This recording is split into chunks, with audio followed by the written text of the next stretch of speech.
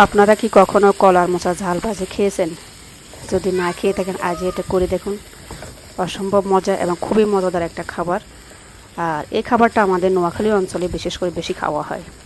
আসসালামু আলাইকুম, কেমন আছেন আপনারা? আশা করছি আপনারা সকলেই ভালো আছেন। আমি কলার মোচা একটু ঝাল ভাজি করব আজকে, আপনাদের সাথে শেয়ার করব। আর এই কলার মোচাগুলো ভাজি করার জন্য আমি প্রথমে ক্যানে থাকা দুটা কলার মোচার নিয়েছি। নেওয়ার পরে এটা আমি ঠান্ডা পানি দিয়ে ভালো মতো করে এটা ধুয়ে নেব। আর কলার মোচাগুলা সাধারণত এগুলা ক্যানগুলা থাইল্যান্ড থেকে আসে। আমেরিকাতে যে কলার মোচা ক্যানের মধ্যে পাওয়া যায় আমি যে নিজেও জানতাম না।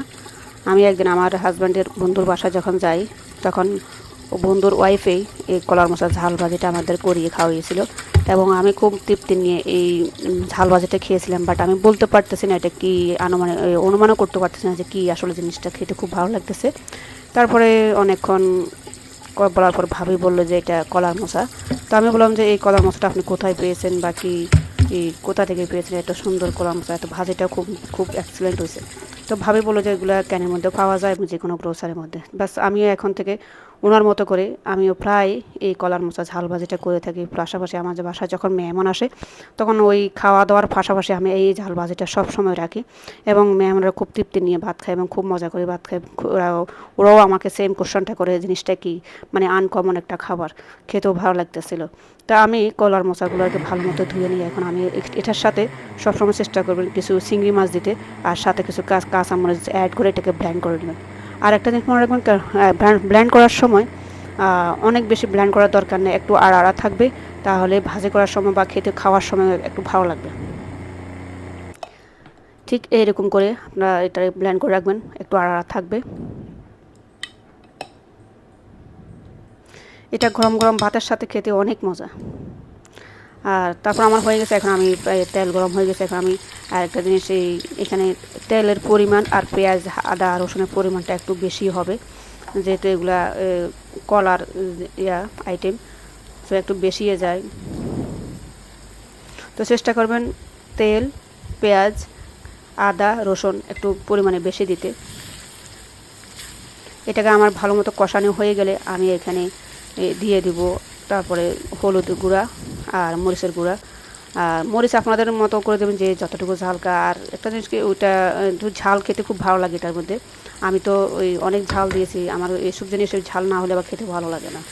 আর অনেকে হয়তো বা পছন্দ করেন একটু জিরা দিলে হয়তো বা খেতে ভালো লাগবে, বাট আমি পছন্দ করি না। আপনারা ইচ্ছা করলে জিরা গুঁড়াও দিতে পারেন, বাট আমার ভালো লাগে না, এই জন্য আমি জিরা গুঁড়া দিই নাই। আমার থেকে মনে হয় এইভাবে ভালো লাগে। বাস কষানো হয়ে গেলে ভালো মতো করে আমি একটু স্বাদ মতো লবণ দিয়ে দিচ্ছি। এখন পেঁয়াজগুলোকে একদম ভালো মতো করে কষানো হয়ে গেলে আমি এখানে দিয়ে দিব আর একটু কাঁচামরিচ, স্মেলের জন্য। কাঁচামরিচের গ্রানটাতে এমনিতেই ভালো লাগে। তারপর আমি দিয়ে দিচ্ছি কলার মোচার গ্রাইন্ড করা কলার মোচাগুলো।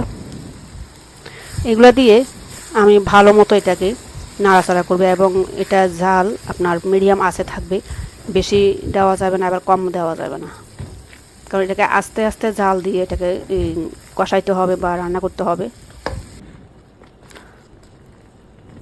আর নাড়াচাড়া করতে হবে, নাহলে কিন্তু পাতিলের নিচে লেগে যাওয়ার সম্ভাবনা বেশি। এই জন্য বললাম যে তেলটা একটু বেশি দিলে এটা লেগে যাওয়ার সম্ভাবনা কম থাকে, তেলে তেলে এটা ভাজি হবে।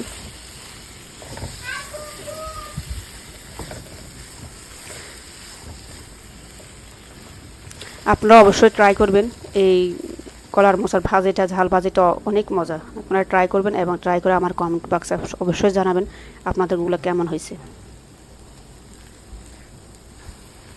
বাস আমার রান্না অলমোস্ট শেষের দিকে, এই জন্য আমি কিছু ধনিয়া পাতা দিয়ে এটাকে নাড়াচাড়া করে তারপর নামিয়ে ফেলবো। আজকে এই পর্যন্ত, সবাই ভালো থাকবেন, সুস্থ থাকবেন। আর ভিডিওটা যদি ভালো লাগে অবশ্যই কমেন্টে জানাবেন। আর আগামীতে আর একটা ভিডিও দেখার আমন্ত্রণ রইল। সে পর্যন্ত বিদায়, আল্লাহ হাফেজ, আসসালামু আলাইকুম।